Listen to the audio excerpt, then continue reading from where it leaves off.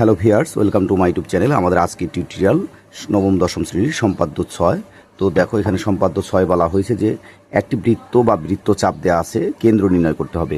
তো আসলে আমাদের একটা বৃত্ত, এরকম একটা বৃত্ত এবং একটা বৃত্তর চাপ দেওয়া আছে।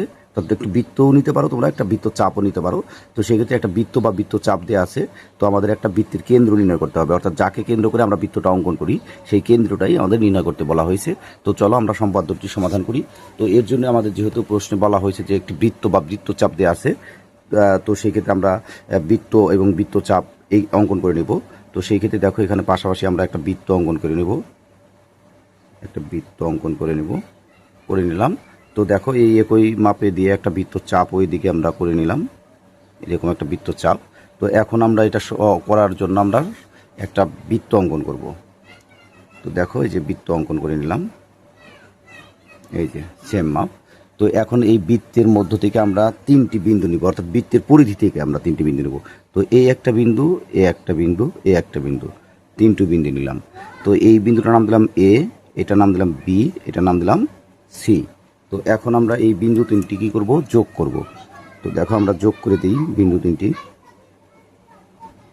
যোগ করে দিই।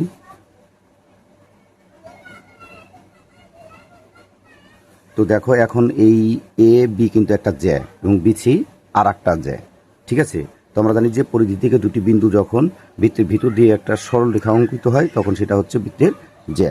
তো এ বি একটি জ্যা এবং বিসি আর একটা জ্যা। তো এখন আমরা এই এ বি এবং বিসি এই জ্যা দুটোকে কী করবো, জ্যা দুটোর লম্ব সমদ্বিখণ্ড অঙ্কন করব, অর্থাৎ এ বি জ্যাকে আমরা অর্ধেক করব সমান এবং বিসি জ্যাকেও আমরা সমান 2 ভাগে ভাগ করব, ঠিক আছে। তো এর জন্য আমাদের যা করতে হবে, তো এ বি জ্যাকে যদি আমরা অর্ধেক লম্ব সমদ্বিখণ্ডিত অঙ্কন করি তো সেক্ষেত্রে এ এবং বি, তো দেখো এই এ বি রেখাংশের বা জ্যায়ের যাই বলি আমরা, তো সেই ক্ষেত্রে অর্ধেক বা লম্ব সমদ্বিখণ্ডক যদি আমরা অঙ্কন করতে চাই তো হবে অর্ধেকের বেশি নিতে হবে। তো দেখো এখান থেকে এ বি এই পর্যন্ত, এখান থেকে এই পর্যন্ত এই যে কম্পাসের মাথাটা এটা কিন্তু অর্ধেকের বেশি আছে, ঠিক আছে। বেশি নিয়ে আমরা এদিকে একটা চাপ দেবো। তো এটা নিয়ম হচ্ছে অর্ধেকের বেশি নেওয়া। তো এদিকে দেবো, দেওয়ার পরে আবার এইখান থেকেও আমরা এদিকে দিব একটা চাপ, এদিকে চাপ দিব। তো দেওয়ার পরে দেখো এখান থেকে আমরা এই দুটোকে আমরা একটু সংযোগ করে দেব। তো দেখো আমরা এই পর্যন্ত করলেও করতে পারি, এ পর্যন্ত করে দিলাম। তো এটার নাম দেব আমরা ই আর এটার নাম দিব আমরা এফ। তো দেওয়ার পরে এখন এ বি জ্যাকে কিন্তু আমরা এ বি জ্যায়ের যে লম্ব সমদ্বিখণ্ডক ই এফ অঙ্কন করেছি, সেমভাবে আমরা বিসি এই জ্যায়ের লম্ব সমদ্বিখণ্ডক অঙ্কন করব। তো এর জন্য আমাদের অর্ধেকের বেশি ব্যাসার্ধ দিতে হবে।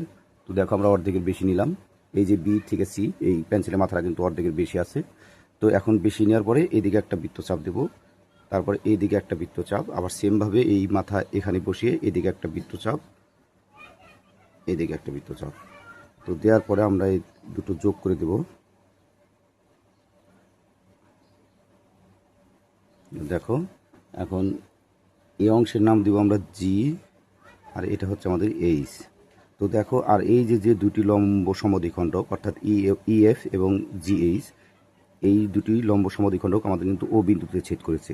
তো তাহলে এই ও বিন্দুই হবে আমাদের নির্ণয় বৃত্তের কেন্দ্র।